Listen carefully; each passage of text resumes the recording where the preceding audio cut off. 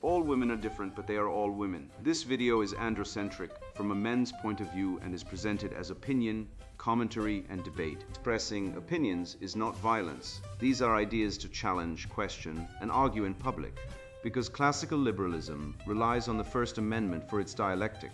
If you are a feminist, then consider this. If patriarchy truly existed as claimed, feminism could not. And if all men are trash and women are equal to men, then what are we to conclude?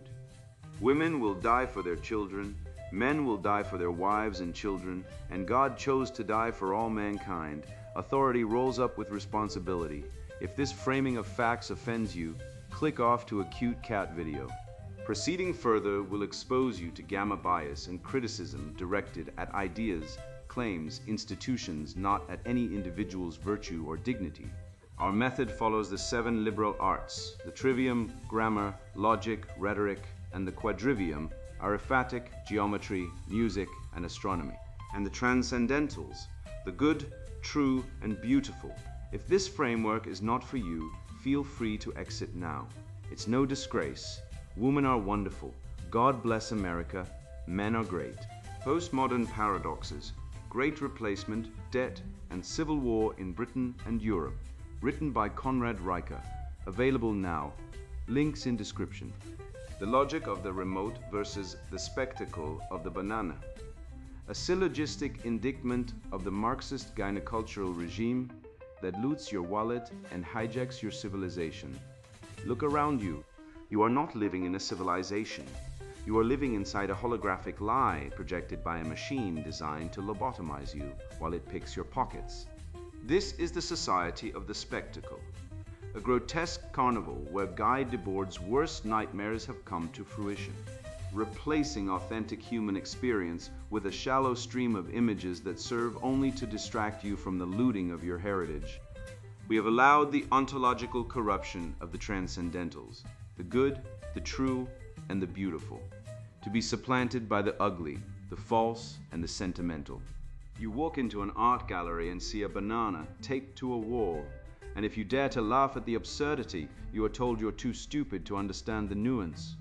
This is not art. It is a psychological operation, a virus of the mind that bypasses your logic to infect your emotions, much like a pathogen targets the weak. The postmodern claim that there is no truth is a self-refuting paradox, a logical suicide pact that can only be entertained by a culture so drunk on the dopamine of doom scrolling that it no longer cares to distinguish between a masterpiece of the Renaissance and a feminist performance art piece. In a puddle of urine, but the rot does not stay in the museum. It sits right next to you on the sofa, holding the remote control. Consider the domestic theater of the absurd. You are trying to focus, perhaps to read or just to exist in a state of linear thought, and she changes the channel randomly. The leftist calls this harmless. The red-pilled man recognizes it for what it is, a chaotic dominance display, a subconscious shit test designed to pull you out of your zone of peace and into her disorderly frame of reality. This is the same chaos that demands access to your bank account under the guise of shared finances. An interrogation not about partnership, but about your capacity to be exploited. While you are navigating this domestic minefield, the economic floor is being demolished beneath you. The middle class is being liquidated by a debt-based serf system designed to strip men of their independence, forcing you to wage slave to support a welfare state that hates you. You are taxed to fund generations of single mothers, while the divorce industrial complex waits like a predatory beast to asset strip you of the fruits of your labor, all based on the fraudulent lie of a gender pay gap that is nothing more than a statistical reflection of female choice and male industriousness. They silence you with the lie of privilege, a logical fallacy so blatant it would be funny if it weren't destroying lives. We look at the data.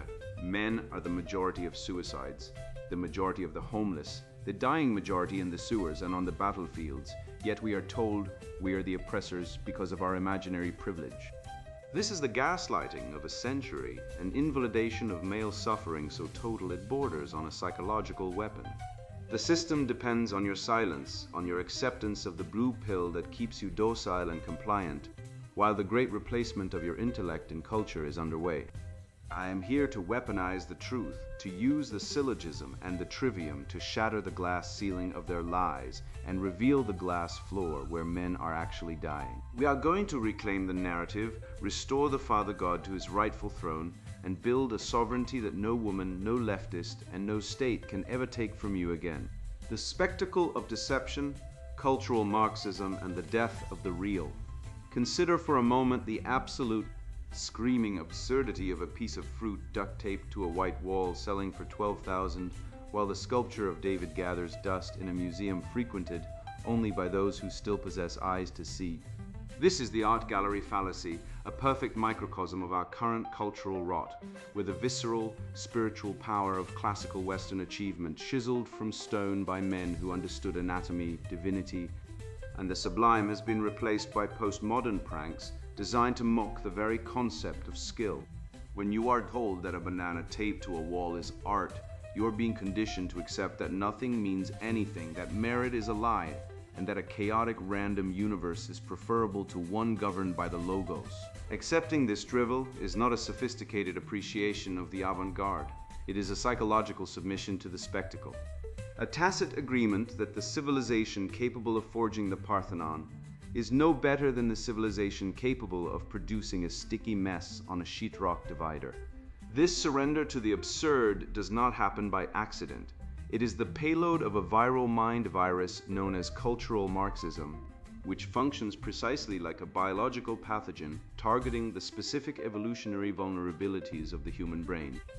This ideology is engineered to bypass the logical faculties, the prefrontal cortex where reason and skepticism reside, and instead infect the emotional centers, particularly those dominant in the female brain and the effeminate male, which prioritize consensus, safety, and social cohesion over hard, uncomfortable truths. It is a hijacking of our evolutionary biology, turning the empathy that once bound tribes together into a weapon of mass manipulation, allowing the pathogen to replicate through the host population until the host's ability to distinguish reality from fantasy is entirely destroyed. We are dealing with a mimetic plague that reprograms men to be docile worker drones and women to be angry agents of chaos, all serving the system that seeks to replace the European intellect with beige, genderless mediocrity. The foundational dogma of this virus is the postmodern claim that objective truth does not exist, a statement so profoundly stupid it collapses under the weight of its own contradiction the moment it is uttered. Let us apply the law of non-contradiction, the bedrock of the trivium, to this lunacy. If the statement "there is no truth" is true, then the statement itself is false. If it is false, then truth exists. This is a syllogistic refutation that leaves the leftist ideologue sputtering. Yet they persist because their ideology is not based on logic, but on the will to power. They embrace a paradox that can only exist in a civilization so suicidal it has lost the will to survive, trading the immutable laws of physics and nature for the shifting sands of feelings and subjective whims. We are witnessing the death of the real, where the map has replaced the territory, and the lie is celebrated as a liberation from the tyranny of facts. This assault on reality is nowhere more visible than in the frantic attempt to erase grammatical gender and objective linguistic standards, a campaign I identify as the erasure of the logos. Language is not merely a tool for description, it is the architecture of thought itself, built by the great minds of the West to reflect the divine order and rational hierarchy of the cosmos. By mutilating grammar, removing gendered pronouns, and inventing absurd neologisms to placate the feelings of the mentally ill, the leftists are attempting to rewrite the source code of human consciousness. They are trying to unmake the world as it is, to dismantle the distinction between strong and weak, male and female, creator and destroyer, leading inevitably to the chaos where the great replacement of European intellect and spirit is not just a theory, but a manifested reality of declining test scores and rising cultural illiteracy. We have seen this script before. We are living through the late stages of Rome, rehashed for the digital age. The bread and circuses that once distracted the populace while the empire burned around them have evolved into the dopamine-fueled doom-scrolling of our smartphones. The spectacle is the sedative administered before the execution of a civilization, a stream of endless, shallow images designed to lobotomize the masses, while the elites loot the cultural heritage of the West. Selling off the family silver to fund their own decadence. We are fiddling while Rome burns, except the fiddle is a TikTok feed and the fire is the deliberate, calculated dismantling of the moral and economic foundations that allowed us to build the greatest cultures in the known universe. This dismantling is, at its core, an ontological corruption of the transcendentals, a project to systematically destroy the good, the true, and the beautiful. The woke agenda actively seeks to replace these pillars of Western excellence with the ugly, the false, and the sentimental. They do not want you to seek the beautiful, because strength and order offend them. They offer you the sentimental, a weepy, weak approximation of love that demands nothing in return. They reject the good because it requires discipline and sacrifice. They offer you the ugly, normalizing freakishness and degeneracy as a form of social control, ensuring you are too disgusted to look up and too demoralized to fight back. It is a syllogistic dismantling of reality itself. If the good is merely a social construct, then there is no reason to pursue virtue, and without virtue, men revert to beasts. In this landscape of delusion, the androcentric witness stands as the only observer capable of piercing the veil of the spectacle. The rational man, unburdened by the emotional incontinence that defines the leftist mindset, is the sole entity capable of seeing the world as it truly is. Because he alone values substance over appearance and logic over emotion. While the blue-pilled masses are trapped in a hall of mirrors, the man who has embraced the red pill sees the strings on the puppets.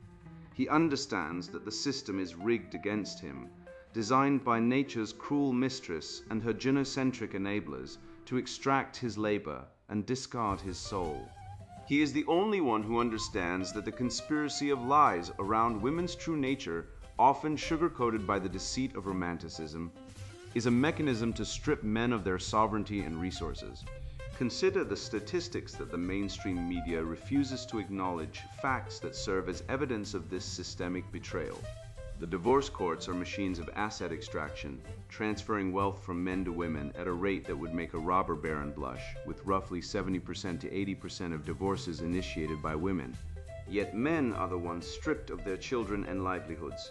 We see the suicide rates of men in the West skyrocketing, a silent epidemic of male despair caused by a society that tells men they are toxic while demanding their utility. We see the reality of the mating market, where evolutionary biology dictates that while women seek security and provision, the modern welfare state and family court laws have rendered the implicit contract of marriage null and void, leaving men to raise children that are not even theirs. Cuckoldry rates in general populations suggest a non-trivial percentage of men are unknowingly raising another man's genetic legacy, a biological theft that would have triggered violent retribution in any sane era. This is the result of a society of the spectacle that has replaced authentic human experience with a stream of shallow images, effectively lobotomizing the masses, while the elite loot the cultural heritage of the West. The media is the enemy of the people because it is the enemy of the truth, a constant barrage of propaganda designed to make you hate your own history and your own biology. But we have a weapon more powerful than their lies, the trivium of truth. Logic, grammar, and rhetoric are the arms of the resistance, the means by which we deprogram the blue-pilled masses and save ourselves from the abyss. By understanding the structure of reality, we can dismantle the false narratives that keep us enslaved. We must weaponize aesthetics and reclaim the narrative by aggressively promoting authentic Western culture, beauty, strength, and logic as the ultimate antidote to the leftist visual pollution. It is time to stop playing defense. It is time to smash the modern Babylon of woke with the sledgehammer of objective reality. We must reject feminization as the weakness that presages the fall. For history shows us that every great collapse begins with the softening of the men and the corruption of the women. We must re-enshrine the truth, using it to carve a new path out of the darkness, reclaiming our birthright as the heirs of the greatest civilization the world has ever known, and refusing to let the parasites and the liars steal our future. We cannot simply paint over the cracks of a crumbling foundation with the gold of our heritage. for the rot runs much deeper than the canvas. It runs straight to the vault. The enemy has not just silenced our voices, they have pickpocketed our potential, understanding full well that a man cannot build a civilization when he is chained by debt.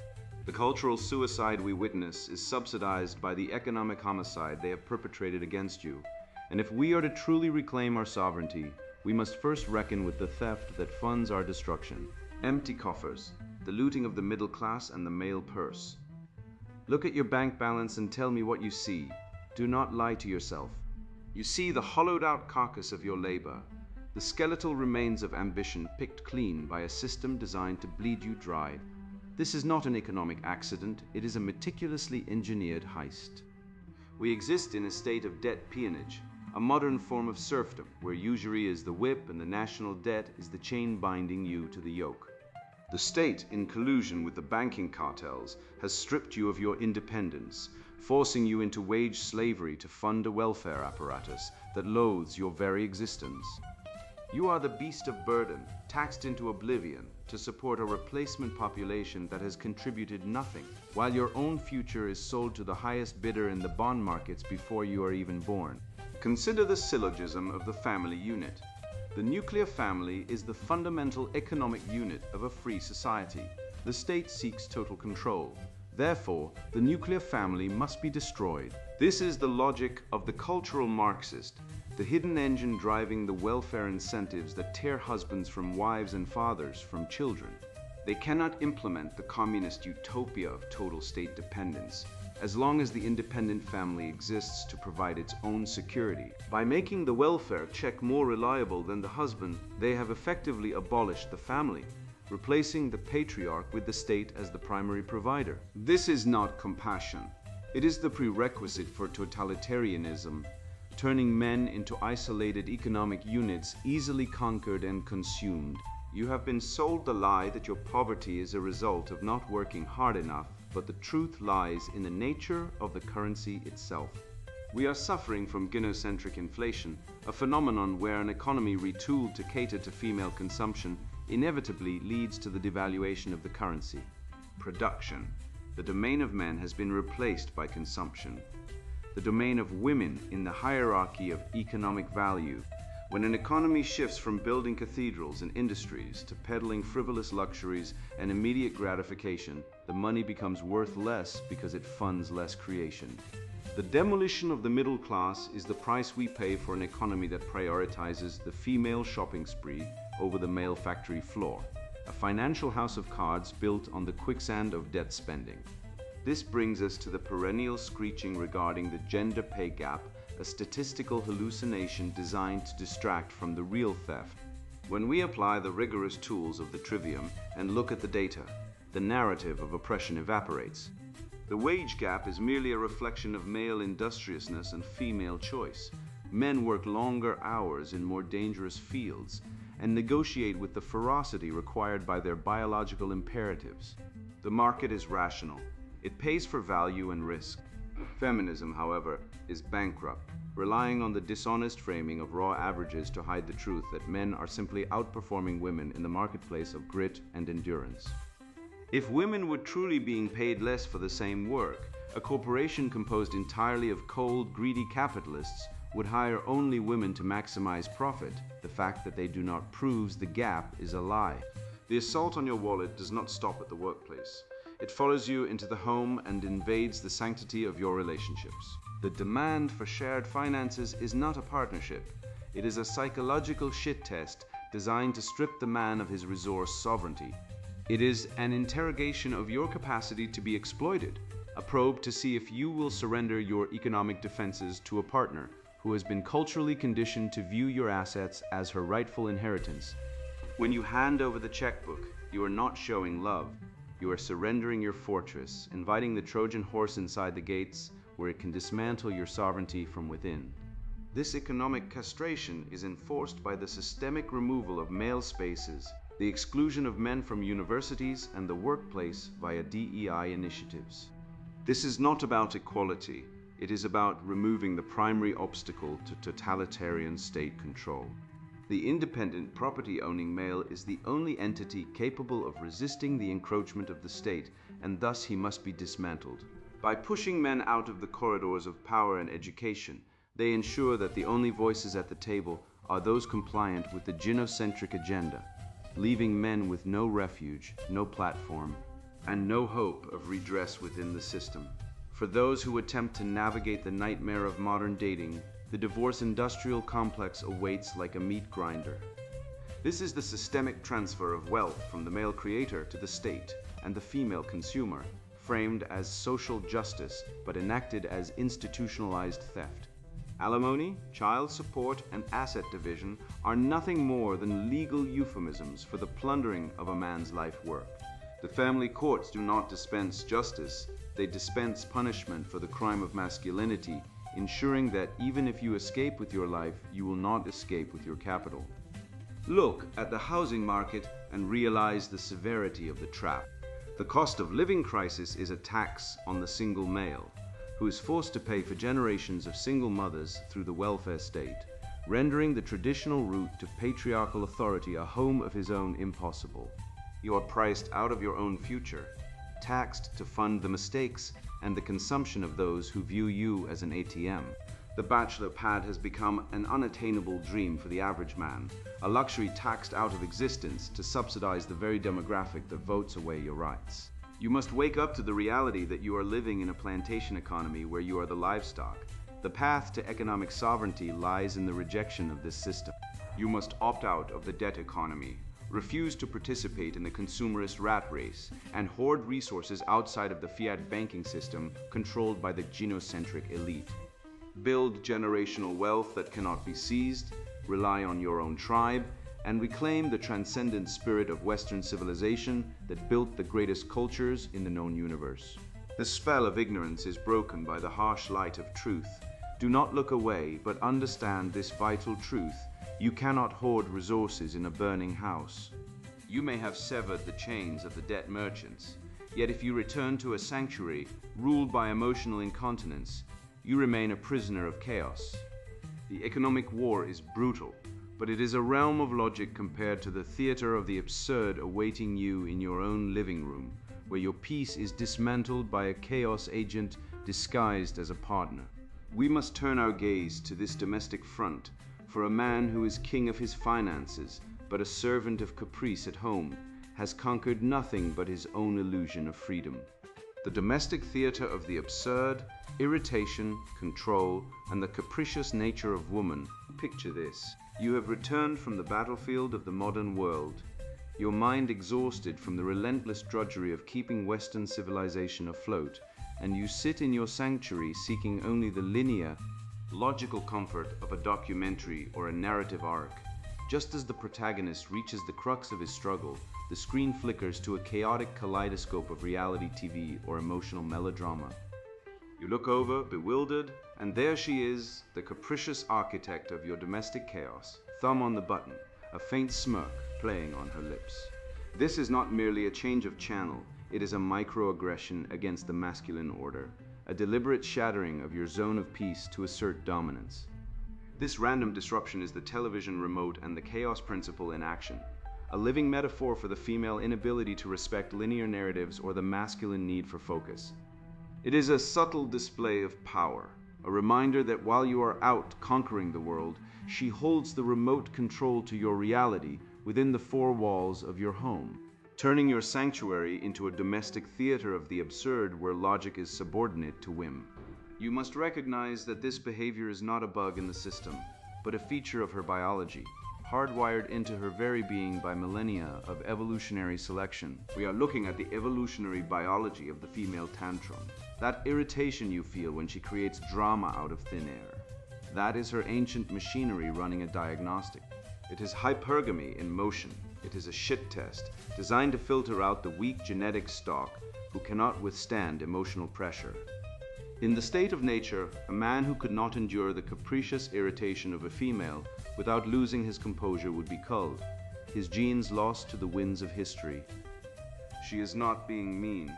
She is checking if you are still the apex predator she needs you to be, or if you have been domesticated into a docile, compliant gelding by a society that hates masculine strength. Her drama is a test of your frame, and if you flinch, apologize, or try to use logic against her emotion, you fail the test. And her contempt for you grows in direct proportion to your eagerness to please. When you inevitably fail these endless tests, or when you dare to assert your logical authority, the weapon of choice shifts from nagging to silence, the case study of the silent treatment as torture.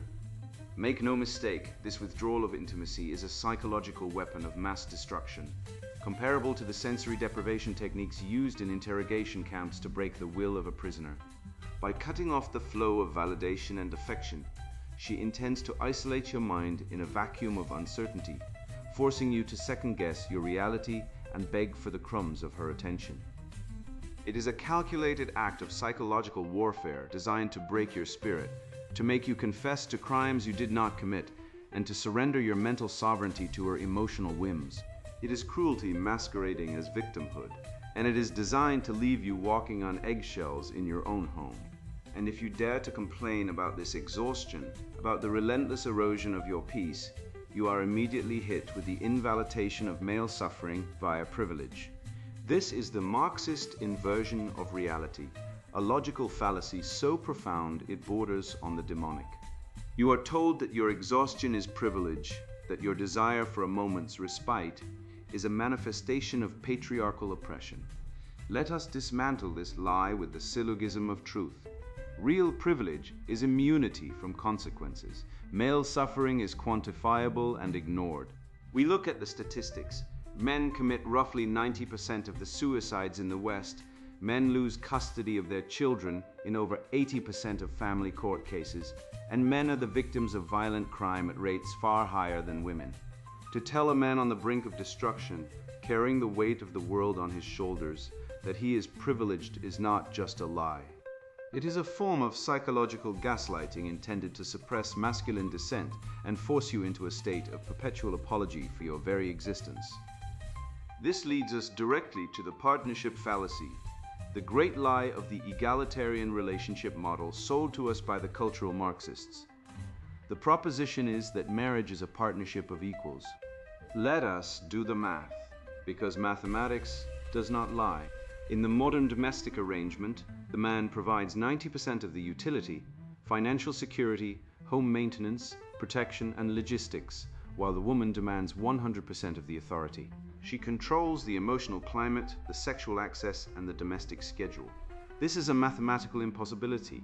A system with two competing supreme authorities is by definition unstable and doomed to collapse. It is not a partnership. It is a parasitism disguised as cooperation. The partnership rhetoric is a trap to lure men into a contract where they are beasts of burden, stripped of their decision-making power and blamed when the whole inevitably collapses. Contrast this chaotic, neurotic state of the modern leftist-infected relationship with the stoic, rational stability of the red-pilled mind. We are dealing with the neuroticism of the leftist partner, a creature governed by emotional incontinence, where feelings are treated as facts and hysteria is revered as a heightened state of awareness. Using the trivium, we can distinguish between valid emotion, which is a response to reality, and manipulative hysteria, which is an attempt to replace reality. The woman in your life has been infected by an ideology that teaches her to view her own natural capriciousness as righteous rebellion against a non-existent tyranny. She is anxious not because the world is dangerous, but because she has been taught to hate the very order that keeps her safe. She is the agent of chaos, and you, the rational man, are the agent of order. We must address the domestication of the hunter, a tragedy of epic proportions. The domestic environment, once the sanctuary where the warrior returned to rest and regroup, has been weaponized against him. It has been transformed from a place of rest into a courtroom of constant negotiation and emotional management. You are not allowed to simply be. You are required to manage her feelings, interpret her sighs, and navigate the labyrinthine intricacies of her moods. The hunter's mind, designed for focus, strategy, and single-minded purpose, is being blunted by the constant low-level static of domestic trivia. This is by design. A broken hunter cannot protect the tribe, and a distracted man cannot see the tyranny rising at the gates. They want you exhausted at home so you cannot be dangerous in the public square. Therefore, we arrive at the only logical course of action, reclaiming the throne. You must re-establish the patriarchal structure in your relationships, not through tyranny or cruelty, but through the resolute assertion of logical authority. You must refuse to engage in the emotional theater. You must treat her tantrums like a child's scribbles, acknowledged but not taken seriously as a critique of your governance. You must be the rock, unmoved by her waves of emotion. This is the only way to save her, for women secretly despise the weak men who cater to their every whim. They yearn, deep in their biology, for a man they cannot command. You save the relationship by ending the democracy and becoming the king of your castle. This brings us to the final, irrefutable syllogism of submission. If a man cannot have peace in his own home due to trivial interruptions and emotional terrorism, he cannot have peace in his mind. If he has no peace in his mind, he cannot think clearly, he cannot plan, and he cannot conquer the world outside his door. Therefore, he must enforce boundaries or expel the disruptor. There is no middle ground. You cannot negotiate with chaos. You cannot compromise with a force that seeks your destruction. The remedy is not dialogue, it is dominance. You must assert your will, reclaim your remote, your peace, and your throne, and in doing so, you reinvigorate the very spirit of Western civilization itself, one household at a time. This statistical obscenity is not an academic error. It is a declaration of war, a calculated strike against the very concept of masculinity designed to justify the extraction of male utility until the last man breaks. We have proven the lie of privilege, but to dismantle the machine, we must identify the operator. We are dealing with the pathology of the toxic feminine, a solipsistic entity that views truth not as a standard of reality, but as a barrier to its desires, a biological parasite that weaponizes emotional hysteria to extract the resources it cannot produce. We are not fighting a misunderstanding. We are fighting a malevolent evolutionary strategy that seeks to turn the builder of empires into the beast of burden, and it is time we called it by its name. The myth of privilege and the rise of the androcentric imperative, a society that devours its male children to feed the dissatisfaction of its female offspring, digs its own burial plot with a silver spoon. I present this not as speculation, but as a logical necessity for survival. If a structure eliminates its load-bearing pillars to beautify the penthouse, the structure collapses. Males are the foundational supports of history, the builders of highways, the excavators of trenches, and the spillers of blood. Contemporary cultural norms vilify these males while amplifying the grievances of their dependents. Therefore, Western civilization is crumbling. We stand at the edge of the historical abyss not due to frailty, but because we have been taught that our power is immoral. Observe your surroundings. The glass ceiling is a fabrication from human resources, yet the glass floor is a factual certainty where males stand, with a death grinder waiting underneath. This lower barrier goes unnoticed, because the males dropping through it cannot speak. They are the bones in the pits, the forms on building sites, and the dead on combat grounds.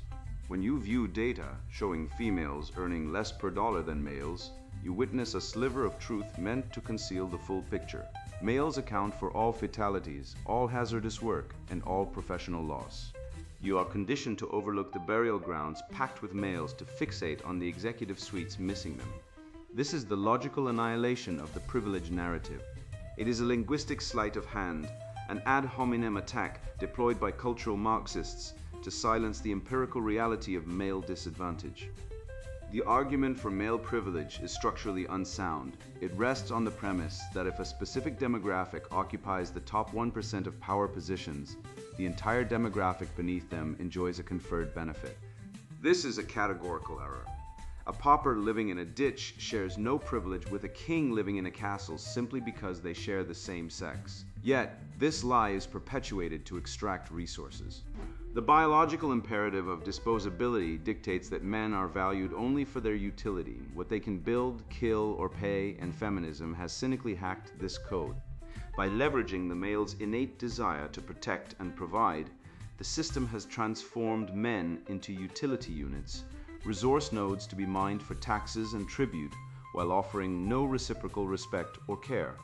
We see this in the family courts, where the best interests of the child almost invariably translates to the mother's convenience, stripping fathers of their children and their wealth in a systemic transfer of wealth that would make a barbarian warlord blush. Make no mistake, this is a civil war of the sexes, but it is not a misunderstanding. It is a deliberate, calculated offensive. Cultural Marxists, those high priests of entropy, have weaponized the innate solipsism of the feminine mind to turn half the population against the other. They have crafted a narrative where the toxic feminine traits of deceit, manipulation, and emotional volatility are reframed as virtues, while the stoic, logical masculine is demonized as pathology. We observe this in the believe all women dogma, a direct assault on the transcendental value of evidence and logic, a fundamental pillar of Western law.